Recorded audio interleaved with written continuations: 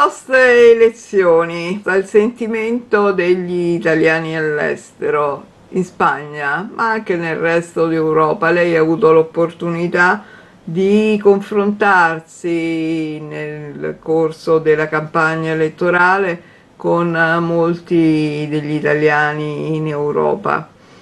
Qual è il sentimento e quindi avrà anche mantenuto dei rapporti ovviamente. E qual è il sentimento che lei ha potuto riscontrare in Europa Allora, nei la confronti campagna, dei risultati delle elezioni, certo, ovviamente? certo. Allora, come molti sanno, io ho un'esperienza di anni nel contatto con gli italiani, soprattutto in Spagna, perché vivo in questo paese da 30 anni.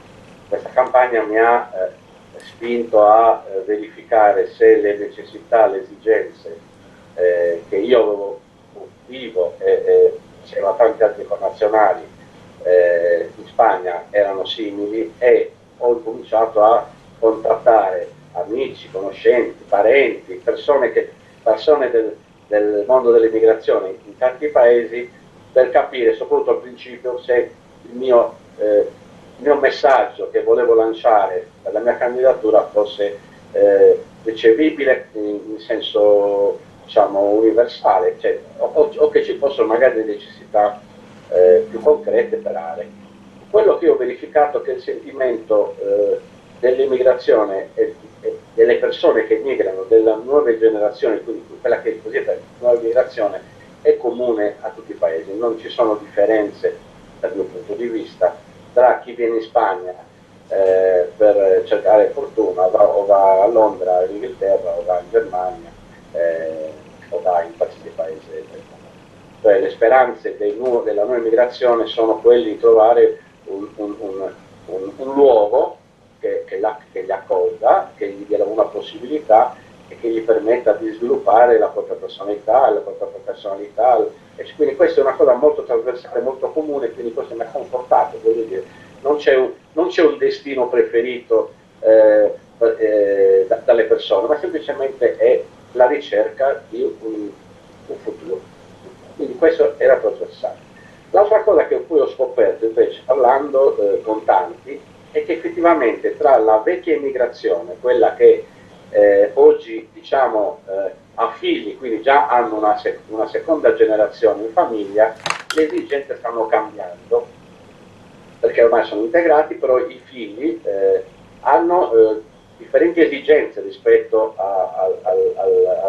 al sistema Italia, perché chiaramente essendo nati magari all'estero, avendo studiato all'estero, non si sentono immigrati e quindi vedono l'Italia come la terra dei propri genitori, la terra dei propri parenti, ma non come una necessità, cioè semplicemente lì è una cosa bella, eccetera. Quindi io ho cercato di fare un mix per capire, per raggiungere questi elettori con queste due caratteristiche. Mentre invece la terza cosa che ho captato è che l'emigrazione che ormai è quella che diciamo degli anni 50-60, del dopoguerra, si sta un po' staccando dalla realtà italiana. Questa è una mia impressione, ma anche forse nei risultati si può capire. Quindi non ha partecipato tanto a queste elezioni.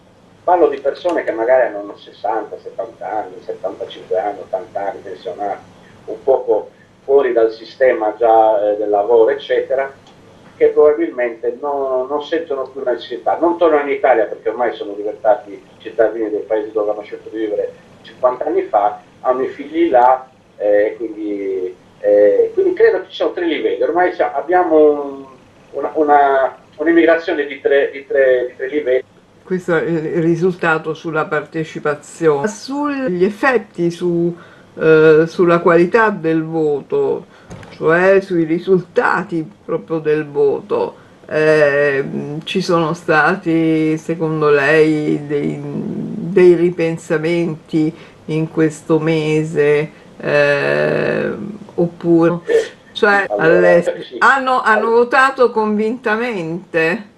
oppure a allora, distanza di quasi un mese, anzi di più di un io credo che è mese? ancora troppo presto, perché purtroppo le consultazioni chiaramente vanno a tempistiche logiche, però io ho la sensazione che tanti che hanno votato, tra virgolette, per protesta, magari partiti che non erano né ideologicamente affini né dal punto di vista personale, di storia personale affini, hanno votato per protesta e stanno aspettando, sono alla finestra aspettando per vedere che risultato darà quel voto di protesta. Molti del PD, nel caso che hanno votato 5 Stelle, o altri che anche della destra che invece di votare Crocetta hanno votato Salvini, eccetera. Cioè, questi spostamenti che ci sono stati dentro delle varie aree sono tutti alla finestra per capire se, perché è stato un voto di castigo, credo. Ricordiamo comunque che in controtendenza è stato il voto degli italiani all'estero Sì, ma c'è rispetto stato, agli esatto, italiani. esatto, però anche all'estero c'è stato il voto di castigo.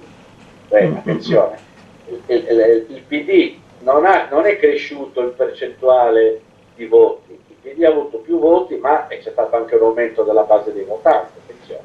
Quindi bisogna analizzare il voto nel suo complesso. All'estero è cresciuto in proporzione più il Movimento 5 Stelle che il Partito Democratico, ad esempio, va bene? Rispetto alle elezioni precedenti. Io ho incontrato nei miei incontri tanti ragazzi, persone simpatizzanti del Partito Democratico di anni scorsi che mi hanno dichiarato personalmente: no, io non voto il PD, voto 5 Stelle. E gli ho chiesto perché? Perché bisogna cambiare. Cambiare cosa? Perché bisogna cambiare, cioè non c'era una risposta, semplicemente era un voto di protesta.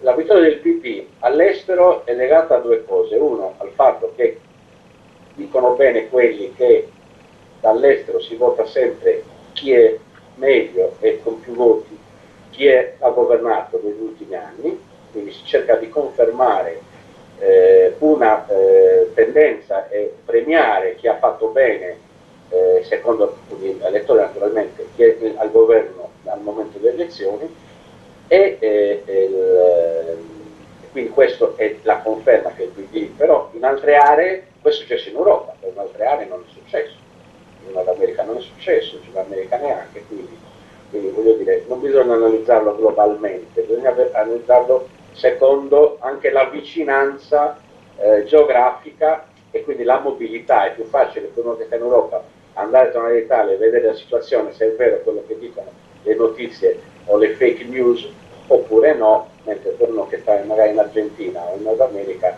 è più difficile verificarlo di persona.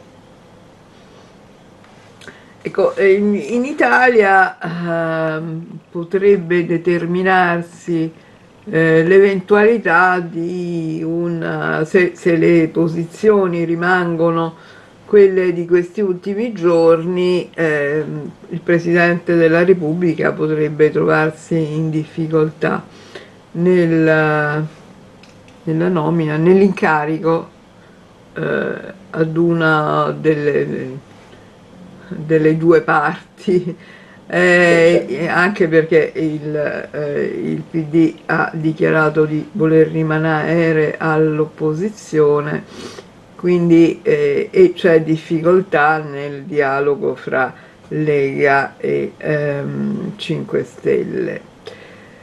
Ora, nell'eventualità, ecco, certamente lei non ha la palla di vetro per poter prevedere il futuro del voto degli italiani all'estero, ma diciamo allora che l'eventualità di di andare nuovamente alle elezioni preoccupa gli italiani all'estero? No, no, sinceramente no.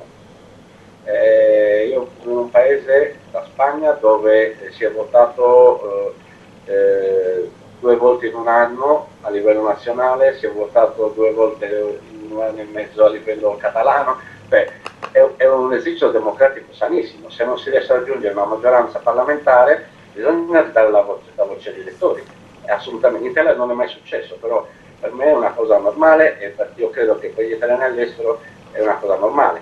Chiaramente quello che non sarebbe normale è che, dal mio punto di vista, è che se ci fossero delle possibilità per migliorare una legge elettorale che probabilmente non è stata pensata bene, fare perlomeno delle leggi che possano dare stabilità al paese, perché andare alle elezioni senza fare anche un minimo di governo, non lo chiami di scopo perché non è la parola giusta, cioè un governo di preparazione di un annetto per riportare gli elettori al voto sarebbe necessario. La combinazione dei partiti, un progetto, cioè diciamo cosa vogliamo fare, perché lo vogliamo fare e poi torniamo a votare.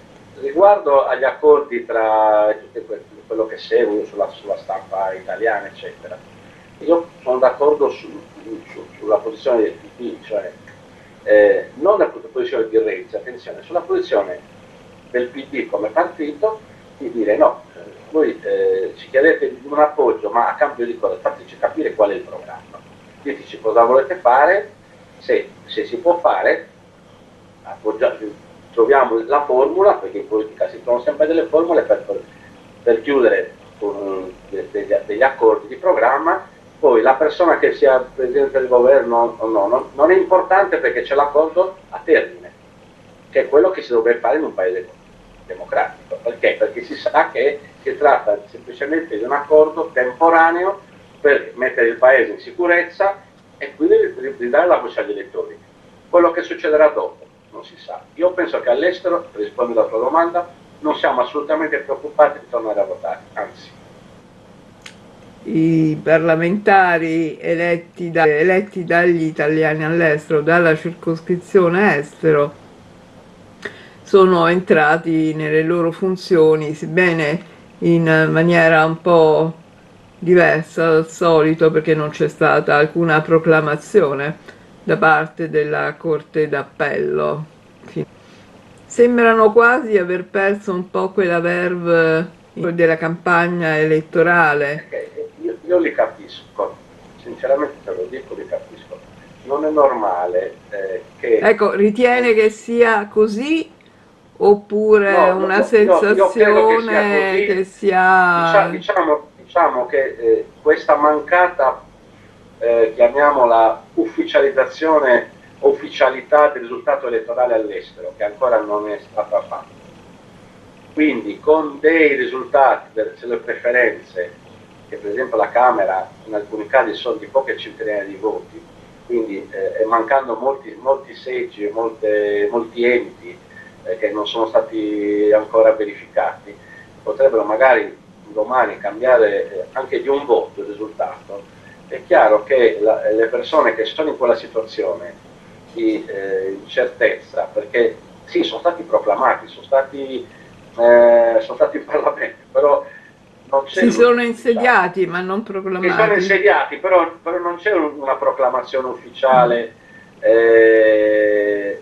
data dai dati numerici reali, diciamo così, va bene? Non dico che siano irreali, però reali vuol dire terminato, chiuse e tutto verificato. E quindi io capisco, se io fossi nella loro situazione, in alcuni di questi eletti, sarei un po' bloccato, ma io credo che il blocco non è legato tanto a questo, il blocco o la mancanza di attività, eccetera, quanto al fatto che è il sistema Italia che in questo momento, con quello che è successo, manca di una direttrice, chiamiamola politica chiara, anche per gli italiani eletti all'estero. E quindi io da parte mia li sto un po' punzecchiando, in senso bonario, chiaramente perché vengano fuori con le loro iniziative, ci informino, eccetera. Ma non solo i nostri, tutti i parlamentari all'estero, in Europa o in America o in Australia, per capire, perché loro sono lì e devono far vedere che stanno lavorando per chi li eletti. Però li capisco. Questo è gravissimo dal mio punto di vista, che ancora dopo un mese passa, gli ufficiali o ufficiosi, meglio detto, sono del 6 marzo, quindi un mese, ancora non ci sono, non credo che ci siano molte democrazie del mondo che dopo un mese non abbiano chiuso il conteggio esatto dei voti. E questo è molto grave, è una mancanza molto grave dal mio punto di vista di cittadino. Lasciamo perdere il fatto che questi candidati, io sono soddisfattissimo con il risultato, eccetera, eccetera, però non è serio per un paese importante come l'Italia. Potrebbe essere comprensibile, però non in Italia, e questo per me è molto grave e mi dispiace. Lei si ricandiderebbe nel caso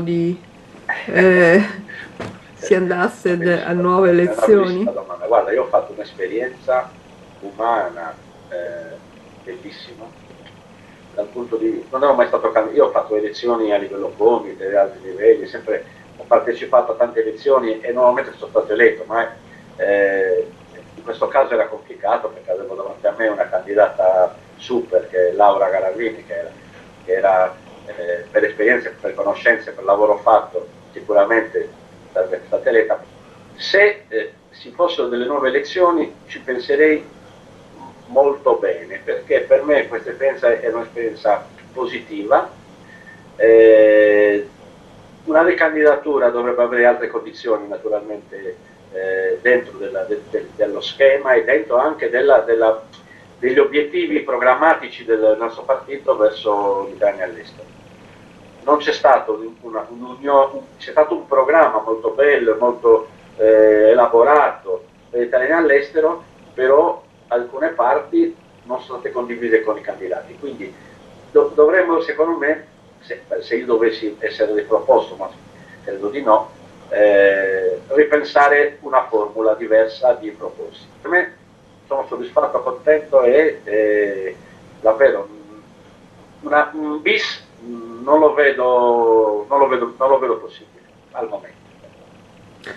Quanto sta coinvolgendo il PD in questo momento le proprie forze all'estero? Allora, Nel io partecipo. nel dibattito interno, insomma, un dibattito Esatto, no, forte, il PD è l'unico partito all'estero davvero organizzato, soprattutto in Europa. Io sono soddisfatto con l'organizzazione, c'è un dibattito interno molto, molto aperto. Abbiamo finalmente eletto un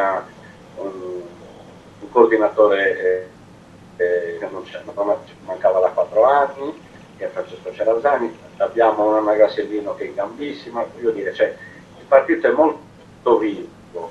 È chiaro che dentro soffriamo alcuni condizionamenti, alcune, come posso dire, mancanze di spinta legate al fatto italiano, cioè al fatto che anche il PD in Italia ha delle resistenze interne ancora che non si sono risolte e quindi soffriamo di questo. Per chiudere, ci sono delle impellenze a cui la comunità chiede di rispondere, nonostante diciamo, il periodo complesso che la politica italiana sta attraversando.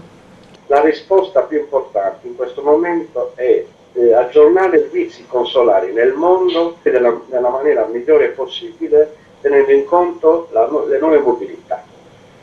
Oggi non si emigra, si cambia paese in Europa o nel mondo perché per differenti cause, necessità, scelta, miglioramento del proprio stile di vita, cambio di famiglia, mille ragioni. Un cittadino italiano che esce dall'Italia deve avere garantiti i servizi minimi in qualsiasi paese del mondo dove va. Questo è, secondo me, l'obiettivo principale a cui si deve dedicare il MAECI, quindi il Ministero che gestisce queste cose. I parlamentari devono collaborare insieme al CGIE, ai comiti, abbiamo tante antenne nel mondo, tutti i comiti denunciamo le stesse cose da anni. Non è un problema economico solamente, è anche un problema di filosofia. L'italiano che va all'estero, che va e chiede aiuto allo Stato o ha bisogno di un servizio dallo Stato, poi è un cittadino e in quanto tale si è trattato come se vivesse a Canicattì, a Cagliari o a Milano. Che a Milano, a Cagliari, a Canicattì aspetta 2 giorni per avere una risposta. Questi 2 giorni, qualsiasi tipo, deve aspettare a Londra, a Madrid o a Bruxelles. Non c'è altra strada, il mondo è globalizzato, se noi non andiamo in quella direzione come Italia, perdiamo punti dappertutto, perché ogni italiano che va all'estero è un valore aggiunto per